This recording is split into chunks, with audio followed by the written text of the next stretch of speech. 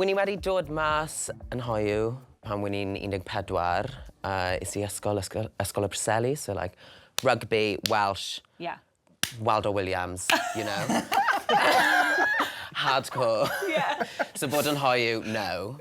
Oedd yn eithaf anodd, ni wedi fel colli lot o ffrindiau fi, peth fel la, ond nawr dwi'n byw yn Llundain, got my chosen family. And just really cyfforddus gyda hynna neith rhywfyd, fel ni. A sut oedd oed fi fyny mewn ardal wledig fel na a dod allan yn hoyw yn ifanc fel na? Oedd yn eithaf anodd, bach yn lonely. Mam a dad, really great actually. Oedd yn iawn ar ôl ni. Dwi'n meddwl just fel recalibration, I'm the only son. With how are you going to carry on the name, pethau fel la, ti'n modd. So really traditional. Mae'n un gymaint dal I fod yn gymaint o thing yn dydyn yn ein cymdeithas ni. Gobeithio hynna'n symud mlaen. Hefyd, mae pobl hoyw yn gallu cael babis, ti'n modd. Ond dwi'n meddwl bod yn eitha trist with rhaid I fi fel symud I Llundain I ffeindio fe. Dim really ffeindio fe yn Cymru, ti'n modd.